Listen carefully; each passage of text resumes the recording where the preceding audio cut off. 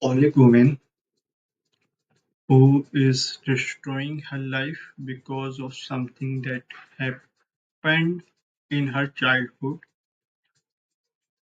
a relationship that is breaking and maybe already broke, a crazy woman, and then there is a woman who is quite offshore or very away from the normal society and living a disengaged life. So these are the few characters of the Paula Hawkins book. And if someone has told me about these characters, I would have said that these are from the girl on the train. That girl on the train was a phenomena. It is a very popular book which led to the creation of a similar book. It created a market or a it inspired the writers to create characters that were terrible. Usually, what was mainstream was that there were some good characters, some were bad characters, but the book, The Girl on the Train, run on this concept where all the characters were terrible, were making mistake and doing bad thing or making wrong choices. The starting is not actually from the Paula Hawkins book. It begins with The Gone Girl by Gillian Flynn, but it worked. So Paula Hawkins could run.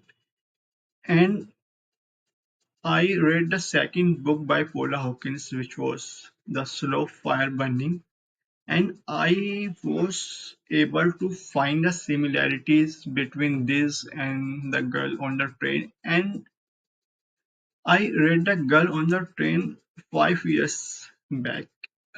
It's so long. And still, I remember that there was a woman who was completely alcoholic and unemployed and riding the train every day just so she do not have to tell her roommates that he does not have a job. So she was pretending to go out and coming to the house, and what she was doing was stalking a woman from the train, and that's why the title of the book was The Girl on the Train. And then the movie or the book kind of moved from there to explore the family the girl was looking at, and the girl forcefully engaged herself to their storyline. And in the slow fire burning, I see a kind of similar plot.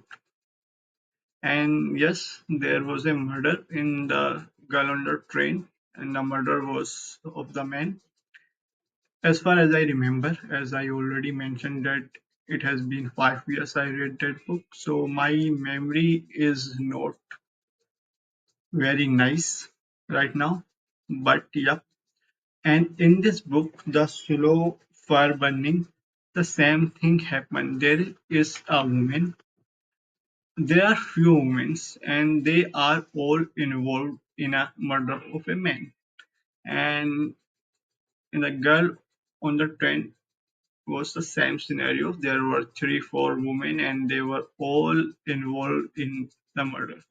And the thing is, they all were hiding something. So none of them could go to the police or justice department to clarify their side, which create the conflict. Because when you are not able to tell the truth, you make false claims, you lie, and those lie create confusion because they do not align with the reality. Your lies does not align with the second person lie. But if both the person is telling the truth, the story will fit. But yes, in the book there are several women. Like there is Laura, who is not alcoholic, but yeah, she drinks and she lost her job. And of course, the writer has tried every possible way to make it like it is not her fault. It is the situations and circumstances that has been put upon her, and because of those things, she turned out like this. Laura turned out a very bad person, or you can say a person who make wrong choices. And we all know this type of folks in our life. And here the writer has Paula Hawkins has make it like she literally have some damage in her brain. And I would have gladly accepted the fact or the point that if she said that Laura is making these choices because she is just a bad person. But here she has created an entire background story for why she is making these wrong decisions. And yeah, it kind of worked to create a sympathy for the Laura. But the issue then is the story of Laura and her background is kind of becoming the central story, the central theme of the book. You follow the Laura's story. Laura becomes the protagonist. And then Laura, while becoming the protagonist, she does not hold the key to the story.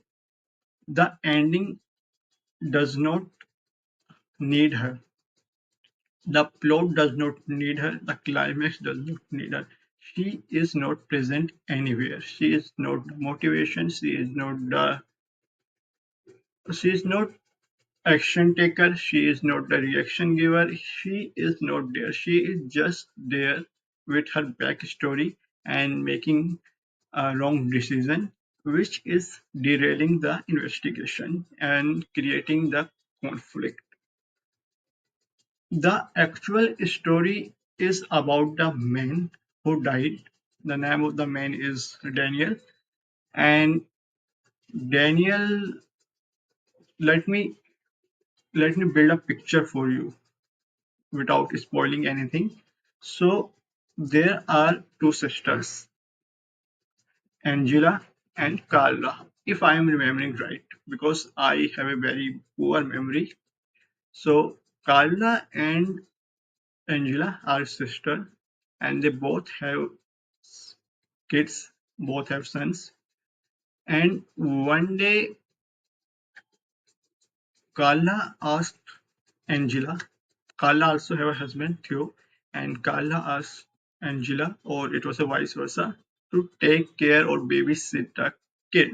But that kid dies, and the other sister's kid, which was Daniel, yeah. So Theo, the husband, thinks that the sister might have murdered, not actually murdered, but intentionally overlooked or did not take care of the kid, so it gets harmed because their kid was smarter than her kid. So it has that conflict as well, like who was that the accident or is was that a murder, and who will kill a baby? I mean, and then it was a storyline. Is what actually create all the conflict and plot of the book. And then there is Irene and Miriam. So Miriam is the woman who lives on the boat, and on the night Daniel died, uh, he was renting out the boat, which was nearby Miriam's boat. So Miriam checked out his boat and found his dead body. So this is how Miriam gets involved.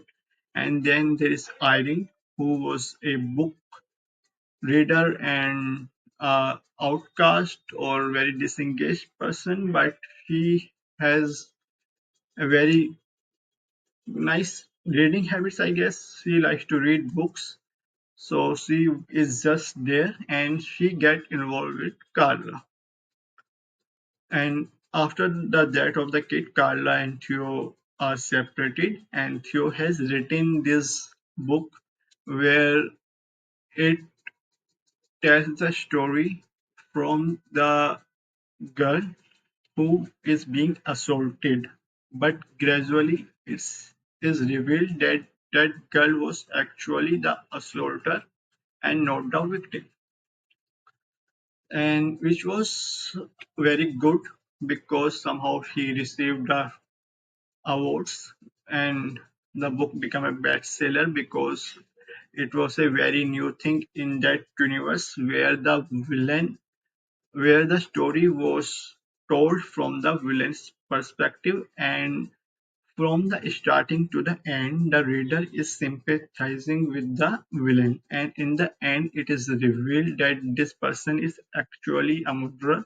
So it affects the reader, and it puts the reader in a on a weight, like how do you react now? Do you care about the reader, care about the character now or not? And it is very nicely drawn out story, but my problem is actually it is not properly connected. Many things in the story happen that does not affect the central plotline, like the story of the Miriam. Miriam also has a story, and she is like Theo has stole my story, or was it Irene? So I am confusing again the names. So, but again, that plotline does not connect with the central plotline, which is the murder of the Daniel. Or while all these plotlines are quite character oriented. Like if there is a character Miriam, and there is a Irene, there is a Laura, and there is a Carla, there is a Angela, and all of them have some background, and these backgrounds of their life gives a context to their present and their present situation, and how they are engaging with the overall investigation, how they are connecting with each other. And while it is helpful to understand their situation through their history, but learning that history is not affecting the story, which is not disconcerting, but again also is not a good reading experience. Because what is happening is I am reading 300 and 400 pages, and what I am getting is only 100 pages of the story, and all 200 pages are just there to fill the pages. Like War and Peace. It was written by Leo Tolstoy, and it is a very, very long book, and it takes time to read it, all 1,000 pages. But every page, every word fit into the bigger picture. It is not there just to be there. If there is a servant or a maid, and if there is a situation, and it all combine to make a per story or a proper section that is important to the story. But here it is not happening, and which I think was the problem with the girl on the train as well.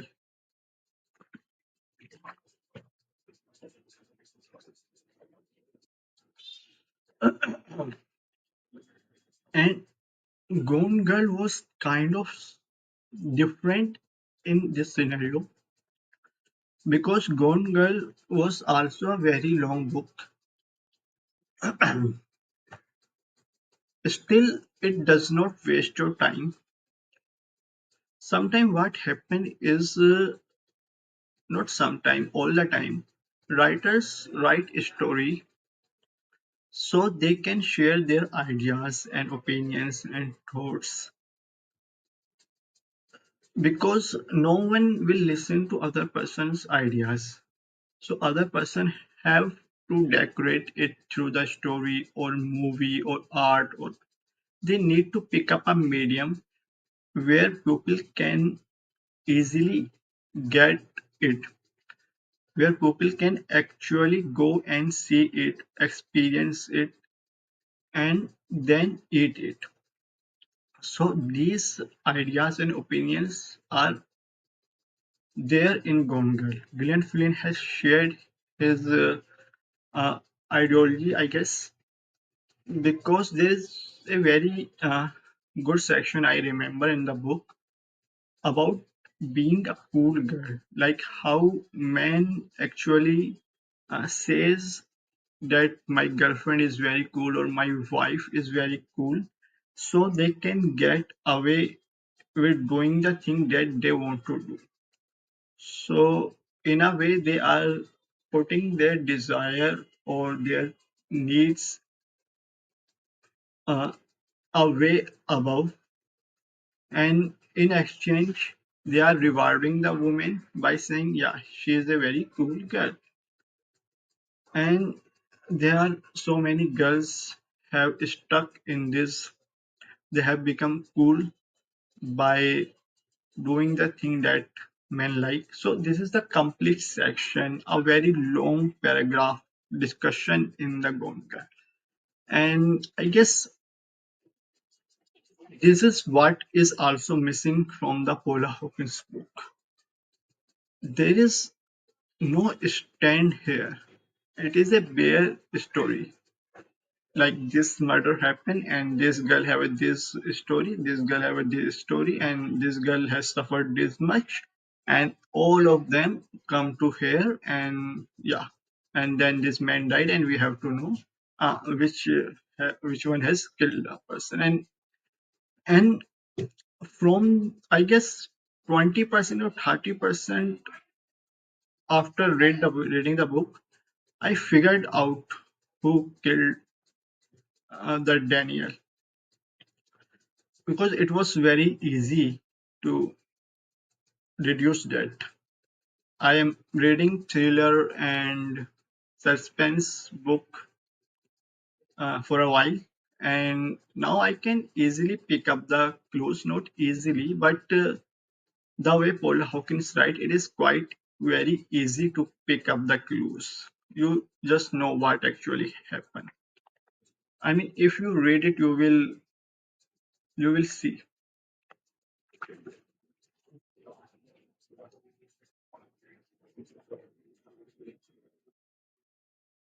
Okay. Now about the writing. Writing is not that extraordinary, I would say.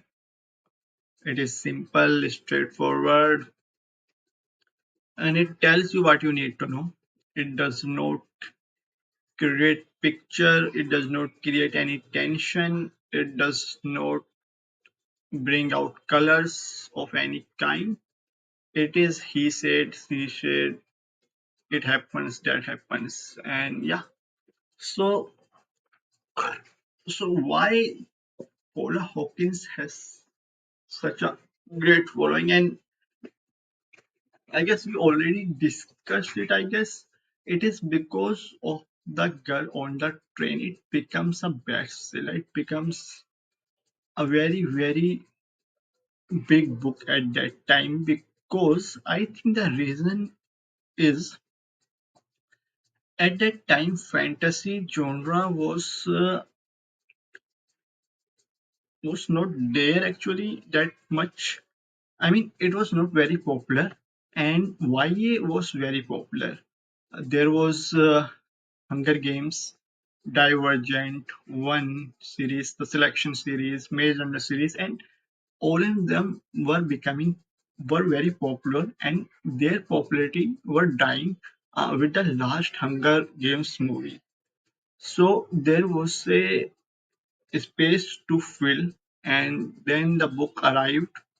I might be completely wrong because I do not know the time frame or when the book was published, when all was happening. I was present there, but I do not have a proper picture with me right now.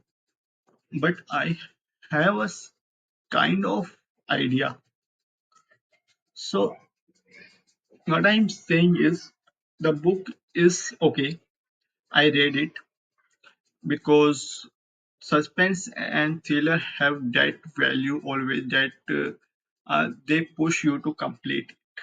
Even if you know the murderer, if you already guessed it, you wanted to know the motivations and you wanted to know how they did it and how they lied about it and why they did not get caught and how they will get exposed.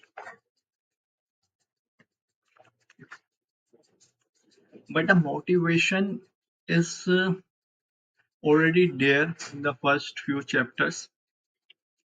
That's why I was able to conclude who was the murderer. So this is okay. I enjoyed the book. It is not 5 star, 4 star, 3 star, 2 star. It's 2 star, I guess, because it is not that bad that I have to put it down like the last book. The Last Witness was such boring. Sometimes thrillers could be boring because there are two types of thrillers, I guess. One where the story is delivered from the perspective of the people who are involved in the murder. And the second type of crime fictions are those where the story is shared through the POV of the investigators. So when the story is shown from the side of police and cops and investigators, the thing becomes very boring because you are kind of reading the bureaucracy. You are reading how the inspector or the detective is collecting the blood analysis or reading the charts and all those things. And most of the time, it is just a uh, depressing cop or alcoholic cop and who is breaking the laws to find out the killer. And but when it is on the side of the people who are involved in the murder or who are kind of accused or could be the murderer, then it is always fascinating to read from their side to see how the killer uh, will be telling their story, because in the end you will find out who did it, and you are already reading his or her POV. So it is always wonderful because then you get the idea from the five sides and you see that this character is lying and that character is also lying and this one is telling the truth, and you see the conflict happening, and yeah, and the police and bureaucracy stay hidden and they just come out to expose the murder because then they have all the what do I say, all the proofs to charge the murderer.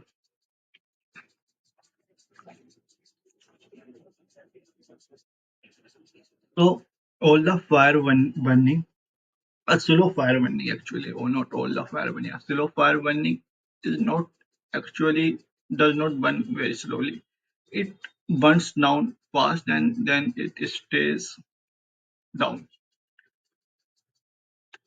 because The writer has shown her hands in beginning already. She revealed who is the murderer. And if you are a fan of crime and thrillers and reading those books, you will be able to figure out, and it may or may not ruin your story, but it will then it will then push you to think, like, if this person is a murderer, then why I am reading about that person and how that person will be connected to this, and if that connection is not made and if that connection does not satisfy you, then you will be left with a very poor taste in your mouth. And yeah, it was fine, it was okay. And you may have to think, I mean, it has become a notion now that the villains have to have a very sad background. There was a time when villains were villains because they wanted to do the bad thing, or they wanted to do the thing that they wanted to do, and somehow that thing was the bad thing. And yeah, but now every villain gets a sad backstory because we have started to sell to the bad people. So we need to be correct because we need to sell them as well. So they need to be positioned, and their situation should be positioned with a justification. A justification is required for what the Bane did, for what a Dr. Octavius Octopus did, or what a Dr. Doom did, or anyone else. They need proper backstory now. And what do I say? Yeah, I will say two-star book, and if you read it, read it. If you don't read it, it's okay. I will read Paula Hawkins again just to confirm if my theory is right about how she creates the same story again and again. I hope I'm wrong. I hope the next book I read of her does not have a woman who is alcoholic and unemployed and making very wrong choices. And I hope there's not a man who dies and there are 3 4 women engaged and participating and in conversation and somehow connected to his murder. And I hope they all are not lying. But let's see what will happen in the future. And thank you for watching this video. If you are still, bye.